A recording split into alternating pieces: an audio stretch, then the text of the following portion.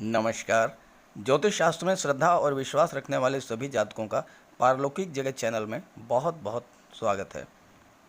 14 अप्रैल 2022 प्रातःकाल 6:28 ग्रहों के राजाधिराज भगवान भुवन भास्कर सूर्यदेव राशि परिवर्तन करेंगे और अपनी वर्तमान मीन राशि को छोड़कर मंगल की मूल त्रिकोण राशि मेष राशि में गोचर करेंगे। मेष राशि में सूर्यदेव उच्च के होते हैं और अपनी उच्च की राशि में 14 अप्रैल से 15 मई 2022 प्रातः तक गोचर करेंगे। सूर्य आत्मा, पिता, शासन, प्रशासन, उच्च सरकारी नौकरी, आत्मसम्मान और आत्मविश्वास, मान सम्मान, पद और प्रतिष्ठा के कारक होते हैं।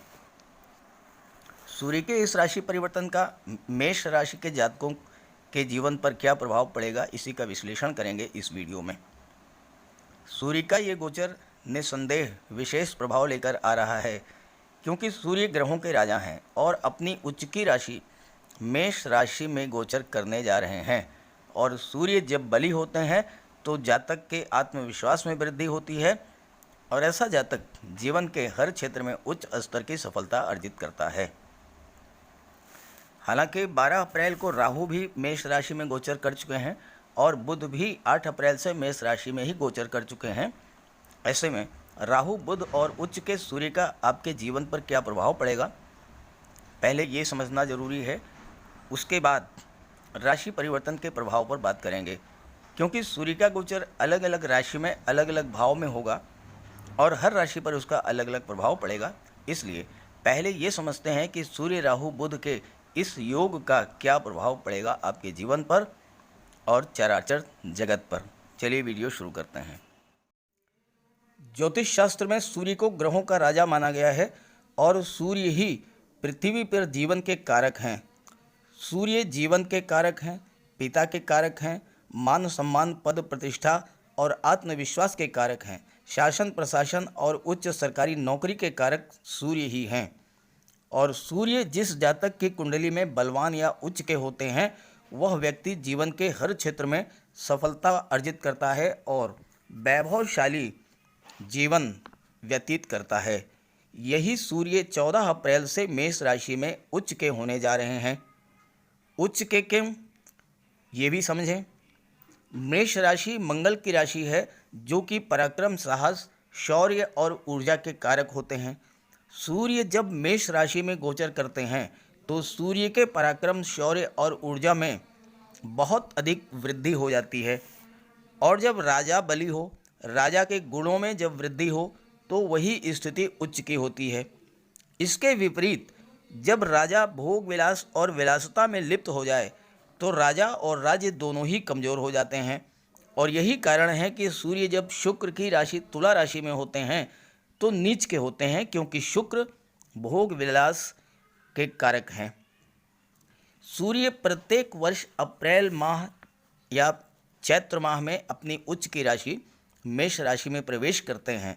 और ज्योतिष शास्त्र का कहना है कि सूर्य यदि कुंडली में उच्च के हों और विशेषकर 10 डिग्री के आसपास हों, तो जन्म कुंडली के अन्य ग्रहों से बनने वाले दुर्योगों पर ध्यान देने की आवश्यकता नहीं होती, क्योंकि अकेले ही सूर्य ही सर्वोत्कृष्ट राजयोग प्रदान करने में सक्षम हैं। ज्योतिष शास्त्र का कहना है कि कुंडली में 8 के 8 ग्रह दूषित हों, लेकिन सूर्य यदि उच्च के और बलवान हो और अंश बल से 10 डिग्री के आसपास हों, केंद्र या त्रिकोण के भाव में गोचर करें, तो 8 के 8 ग्रहों के दोषों को दूर कर देते हैं। और बिल्कुल यही स्थिति 14 अप्रैल के बाद बनने वाली है। सूर्य का गोचर इस दृष्टि से भी विशेष विचारणीय है, क्योंकि मेष राशि में राहु का भी गोचर 12 अप्रैल को हो चुका है। तो प्रश्न ये है कि राहु आपको कष्ट देंगे या विशेष लाभ देंगे। जब सूर्य मेष राशि में गोचर करेंगे तो उस समय सूर्य और राहु का अंतर लगभग 27 डिग्री का होगा और ऐसी स्थिति में राहु शुरू में बिल्कुल निष्प्रभावी रहेंगे, लेकिन धीरे धीरे सूर्य और राहु का अंतर कम होता जाएगा और 30 अप्रैल को सूर्य ग्रहण लगेगा।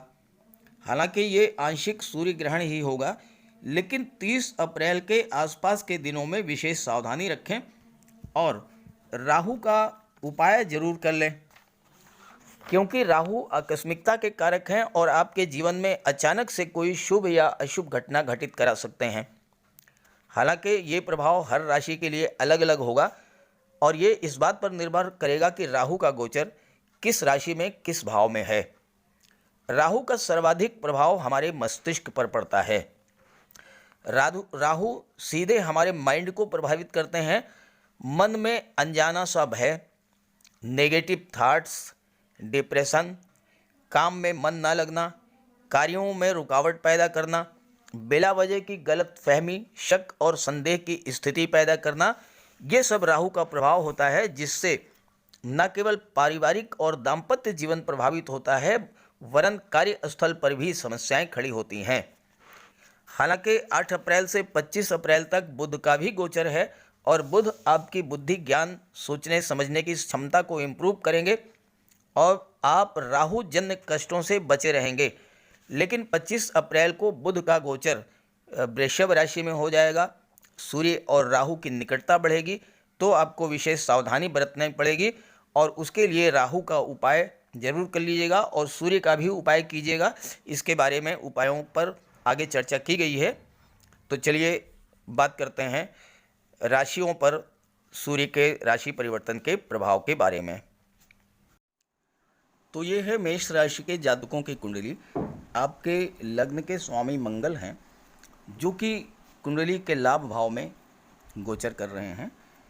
सूर्य का गोचर 14 अप्रैल को आपके लग्न भाव में होगा और यहाँ पर बुध और राहु का भी गोचर है। शनिदेव 29 अप्रैल तक आपकी कुंडली के कर्म भाव में हैं, दशम भाव में, और 29 अप्रैल को शनिदेव राशि परिवर्तन करके लाभ के भाव में गोचर करेंगे और 27 अप्रैल को शुक्र राशि परिवर्तन करके 12वें भाव में गोचर करेंगे, जहां पर शुक्र अति विशिष्ट कारक होते हैं। अब यहां पर सूर्य आपके लग्न भाव में हैं और उच्च के हैं, आपकी ही राशि में हैं, और बुध लग्न भाव में दिग्बली होते हैं। लग्न भाव कुंडली का सबसे महत्वपूर्ण भाव होता है और लग्न भाव से आपके व्यक्तित्व, व्यवहार, वाणी, कार्यशैली, इन सब का विचार किया जाता है। सूर्य क्या हैं? सूर्य तेज, प्रताप, ऊर्जा और ऊष्मा के कारक हैं। सूर्य आत्मा, सूर्य पिता हैं। सूर्य ही मान सम्मान, शासन प्रशासन और सरकारी नौकरी के कारक हैं। तो इस गोचर काल में सूर्य आपको जीवन में सफलता, सम्मान और यश प्रदान करेंगे। आपका व्यक्तित्व अत्यंत प्रभावशाली होगा, वाणी ओजपूर्ण होगी और बुध के प्रभाव से ज्ञान, बुद्धि और विवेक से पूर्ण होगा। सूर्य राजा हैं, आप में नेतृत्व क्षमता की वृद्धि करेंगे। लोग आपकी बात सुनेंगे, बात को मानेंगे और उसी के अनुरूप कार्य करेंगे। परिणाम ये होगा कि जो जातक राजनीति के क्षेत्र में हैं, शासन प्रशासन के क्षेत्र में हैं, सरकारी नौकरी के क्षेत्र में हैं या न्यायिक सेवा और विदेश सेवा में हैं, उनको कार्य क्षेत्र में सफलता, नाम, यश, धन ये सब कुछ प्राप्त होगा और सूर्य के कारण आपके अंदर कार्य करने की असीम ऊर्जा और क्षमता होगी और आप जीवन में सभी लक्ष्यों को पूरा करेंगे। सूर्य आपके आत्मविश्वास में वृद्धि करेंगे। आप जो भी कार्य करेंगे पूरे आत्मविश्वास के करेंगे, आत्मविश्वास के साथ करेंगे और उसमें आपको सफलता मिलेगी। सूर्य, बुध और राहु का जो ये योग है, ये आपके जीवन में सफलता के एक से एक अध्याय लिखने वाला है, क्योंकि लग्न भाव में बुध दिग्बली होते हैं और लग्न में राहु भी बहुत अच्छा रिजल्ट देते हैं। सूर्य सरकारी नौकरी के कारक हैं। जो जातक IAS, IPS, civil services, competitive exams की तैयारी कर रहे हैं, उनके लिए बहुत ही बेहतर है सूर्य का ये गोचर, क्योंकि सूर्य पंचम भाव के स्वामी हैं। पंचम भाव से संतान और शिक्षा का विचार किया जाता है। तो जो जातक प्रतियोगी परीक्षाओं की तैयारी कर रहे हैं, उनके लिए विशेष तौर पर सूर्य का गोचर बहुत ही लाभ देने वाला है। और छठे भाव के स्वामी बुध हैं। छठे भाव से कॉम्पिटिशन्स का विचार किया जाता है। तो सूर्य और बुध की युति जो है, ये आपको प्रतियोगिताओं के क्षेत्र में, कंपटीशन के क्षेत्र में बहुत आगे ले जाएगी। आप जिस भी एग्ज़ाम में बैठ रहे हैं, जो भी कंपटीशन देने वाले हैं, उसमें आपको सफलता मिलेगी। और राहु चूँकि आकस्मिकता के कारक होते हैं, तो अचानक से कोई आपको ऐसा शुभ समाचार इस गोचर काल में प्राप्त होगा। आपने कोई एग्ज़ाम दिया है, उसका रिज़ल्ट आ सकता है। आपने कोई इंटरव्यू दे रखा है, उसका रिज़ल्ट आ सकता है। और बुध लग्न के भाव में दिग्बली होते हैं और सूर्य का साथ है, तो फिर कहना ही क्या है। और यहाँ पर देवगुरु आपकी कुंडली के 12वें भाव में गोचर कर रहे हैं और देवगुरु धर्म और अध्यात्म के कारक होते हैं। एक बात आपके लिए बहुत ही महत्वपूर्ण होगी, चूँकि राहु का गोचर लग्न के भाव में है और देवगुरु का 12वें भाव में है, तो आपकी रुचि धर्म और अध्यात्म के कार्य में बढ़ेगी। और जितना ही आप धर्म और अध्यात्म से जुड़ेंगे, जितना ही दान पुण्य के कार्य करेंगे, जितना ही परोपकार के कार्य करेंगे, जैसे कि वृद्धाश्रम, विधवा आश्रम, कुष्ठ आश्रम, इन सब जगह जा कर के या अस्पतालों में फल बांटना, मिठाई का वितरण करना, वस्त्र दान करना, ये सब आप करेंगे तो आपके लिए बहुत ही अच्छा रहेगा। बुध का गोचर आपके लग्न भाव में 25 अप्रैल तक रहेगा और सूर्य के साथ बुधादित्य राजयोग भी बनेगा। साथ ही साथ बुध लग्न के भाव में दिग्बली होते हैं। बुध क्या हैं? बुध बुद्धि, ज्ञान, इंटेलिजेंस, तर्क शक्ति, वाक शक्ति और लेखन शक्ति के कारक हैं। बुध आपको अत्यंत बुद्धिमान और चतुर बना देंगे। बुध वाणी के कारक होते हैं और आपकी ज्ञान युक्त वाणी होगी और मनमोहक भव्य व्यक्तित्व होगा। स्वभाव से आप जॉली नेचर के होंगे, चंचल स्वभाव के होंगे और सबसे महत्वपूर्ण बात यह है कि हर कार्य को इजी गोइंग करने वाले होंगे। बिला वजह टेंशन लेना आपको पसंद नहीं है और हंसते खेलते अपने कार्य को आप पूरा करेंगे। और यही वजह है कि बुध राहु के प्रभाव को न्यूट्रलाइज कर देंगे। चूँकि राहु बुध पर नियंत्रण कर लेते हैं, बुद्धि पर अनावश्यक तनाव देते हैं, मानसिक रूप से डिप्रेशन की स्थिति ला देते हैं, काम में मन नहीं लगता है। लेकिन बुध के प्रभाव से आपकी बुद्धि अत्यंत तीव्र होगी, इसलिए आप हर कार्य सफलतापूर्वक पूरा कर ले जाएंगे। खास करके अगर आप education sector, banking, IT sector, communication, management, art और लिटरेचर से जुड़े हैं, वकालत या व्यापार से जुड़े हैं, तो आप अपने हंसमुख स्वभाव और कठोर परिश्रम की आदत के कारण कार्यक्षेत्र में आपकी तारीफ होगी और आपको सफलता और धन भी प्राप्त होगा। और धन की तो आप बिल्कुल चिंता ही ना करें, क्योंकि यहाँ पर शुक्र महाधनी योग बना रहे हैं। देखिए, शुक्र लाभ के भाव में है और धन के भाव के स्वामी हैं, तो महाधनी योग बन गया। और शुक्र का महाधनी योग तो फिर बहुत ही श्रेष्ठ लाभ का योग है, क्योंकि शुक्र स्वयं धन, वैभव, ऐश्वर्य और सुखों के कारक हैं। और ऐसी स्थिति में शुक्र के प्रभाव से, और चूँकि यहाँ पर मंगल भी हैं, तो आप अपने परिश्रम, साहस, शौर्य और कार्य करने की असीम ऊर्जा के कारण और शुक्र के प्रभाव से आप अत्यधिक मात्रा में धन का भी अर्जन करेंगे और धन का संचय भी करेंगे, निवेश भी आप करेंगे और प्रचुर मात्रा में निवेश होगा। साथ ही साथ 27 अप्रैल को शुक्र का गोचर 12वें भाव में हो जाएगा और 12वें भाव में शुक्र अति विशिष्ट कारक होते हैं। ऐसे में आपको विदेश से बहुत बड़ा लाभ होना है, क्योंकि राहु लग्न में है और राहु आकस्मिकता के कारक हैं। अचानक से आपको बहुत बड़ा लाभ विदेश से हो सकता है। साथ ही साथ अगर आप उच्च शिक्षा के लिए विदेश जाना चाहते हैं, संतान और शिक्षा के भाव के स्वामी सूर्यदेव हैं जो आपके लग्न में हैं। उच्च शिक्षा के भाव के स्वामी देवगुरु हैं जो स्वयं 12वें भाव में गोचर कर रहे हैं।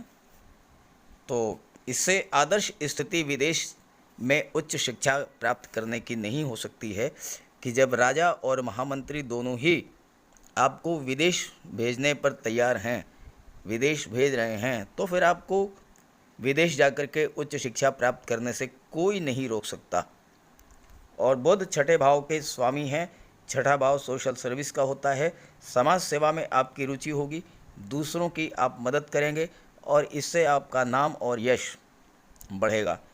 कुछ भी नया सीखने की प्रबल इच्छा आपके अंदर होगी और साथ ही साथ चूँकि यहाँ पर शनिदेव कर्म भाव में गोचर कर रहे हैं तो शनिदेव आपसे परिश्रम भी कराएंगे और शनिदेव यहाँ पर शश महापुरुष राजयोग बनाएंगे 29 अप्रैल तक। तो ये स्थिति भी आपके लिए बहुत अच्छी है, क्योंकि शश राजयोग जिस जातक की कुंडली में बन जाता है उसे हर कार्य में सफलता मिलती है। सूर्य और बुध दोनों की दृष्टि पड़ेगी सप्तम भाव पर और राहु की भी दृष्टि सप्तम भाव पर पड़ेगी। सप्तम भाव में केतु का गोचर है और सप्तम भाव आपके दाम्पत्य सुख, लव रिलेशंस, विवाह, साझेदारी, कानूनी अनुबंध, व्यापार, संचार, बुद्धि और कौशल का होता है। यहाँ पर चूँकि बुध व्यापार के कारक होते हैं तो आपको बहुत ही उत्तम कोटि का व्यवसायी बना देंगे। खास करके अगर आप ब्याज बट्टा गिरवी, कमीशन या फिर ब्रोकरेज का कार्य करते हैं, पत्रकारिता, सोशल मीडिया से जुड़े हुए हैं, संचार क्षेत्र से जुड़े हुए हैं, आढ़त का कार्य करते हैं या सेल्समैन हैं, ड्राइंग पेंटिंग से जुड़े हुए हैं, तो ऐसे क्षेत्रों में आपको बहुत बड़ा लाभ मिलेगा।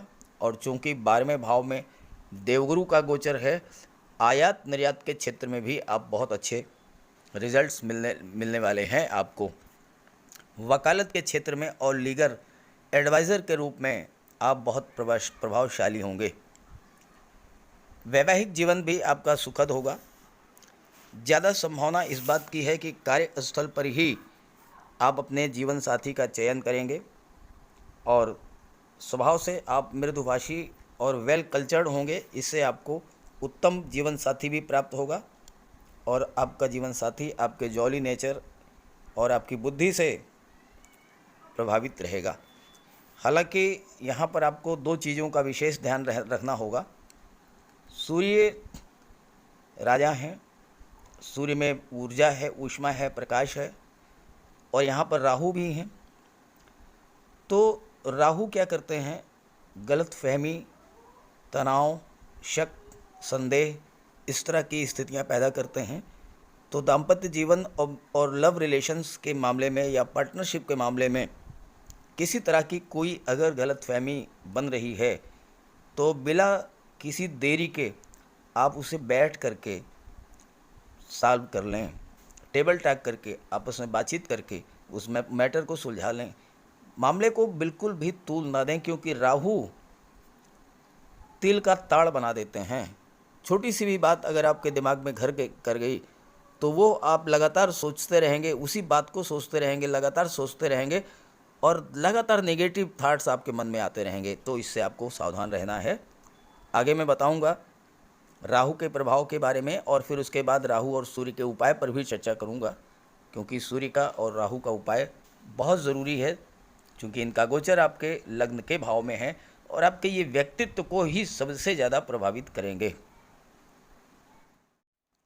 राहु का गोचर मेष राशि के जातकों की कुंडली के लग्न भाव में 12 अप्रैल से होगा और 12 अप्रैल से अगले 18 महीनों तक राहु का गोचर लग्न भाव में ही रहेगा। और लग्न भाव में राहु बहुत बड़ा राजयोग बनाते हैं, हमेशा शनि के समान फल देते हैं। राहु आपको बुद्धिमान, चालाक, चतुर और सबसे बड़ी बात धनवान बनाते हैं। राहु आकस्मिकता के कारक हैं, तो कहीं न कहीं से आपको अचानक धन लाभ होगा। राहु आपको भौतिकतावादी बना देंगे, यानी सुख समृद्धि के साधनों के प्रति आपका लगाव बढ़ेगा। और चूंकि मंगल लाभ के भाव में गोचर कर रहे हैं तो आप सुख सुविधा के साधन प्राप्त भी कर लेंगे। राहु की सीधी दृष्टि पड़ती है सप्तम भाव पर केतु पर और केतु के कारण आपके पारिवारिक जीवन में जो थोड़ी बहुत कटुता और तनाव की स्थिति थी वो समाप्त कर देंगे राहु।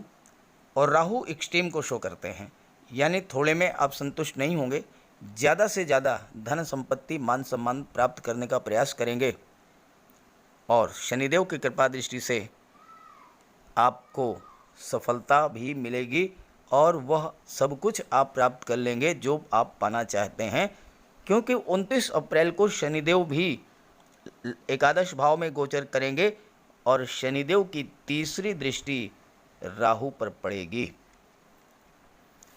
और अगर आपकी जन्म कुंडली में राहु अशुभ हैं तो आप उसका उपाय कर लें। चलिए बात कर लेते हैं सूर्य और राहु के उपायों के बारे में।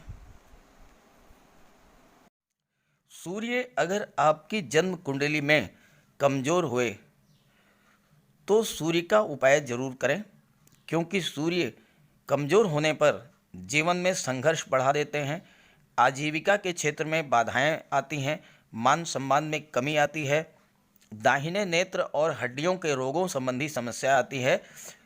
तो सूर्य का उपाय करें। अगर आप कर सकें तो हर रविवार को सूर्य देव का व्रत रखें। प्रातःकाल स्नान करके सूर्य देव को अर्घ्य दें। तांबे के लोटे में जल, अक्षत, लाल पुष्प, रोली, चंदन ये डाल करके सूर्य देव को अर्घ्य दीजिए। फिर आदित्य हृदय स्तोत्र का पाठ कीजिए, गायत्री मंत्र का जाप कीजिए। और अगर व्रत रखते हैं तो नमक का सेवन ना करें, शाम के वक्त फलाहार करें।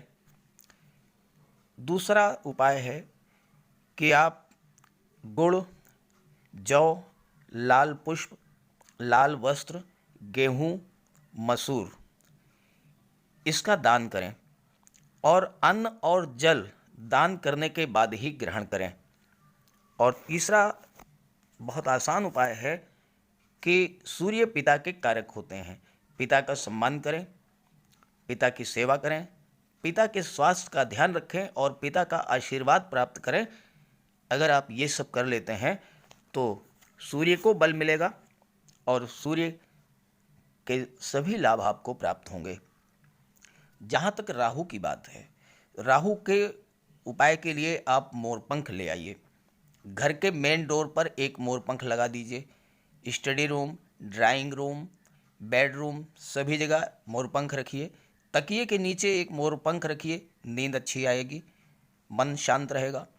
कार्यस्थल पर मोरपंख लगा लें और साथ ही साथ अपने बैग में हमेशा एक सुरमे की डिबिया रखें और हो सके तो चांदी की एक छोटी सी गोली, ये दो चीज़ें आप अपने पास रखें और बैग में मोरपंख का एक छोटा सा टुकड़ा भी रखें।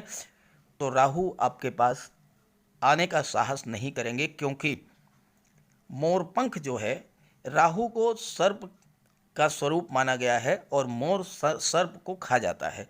तो मोरपंख को देखते ही राहु उसे दूर भागते हैं। दूसरा उपाय, सोमवार और शनिवार को जल में काले तिल डाल करके शिवलिंग पर अर्घ्य दीजिए।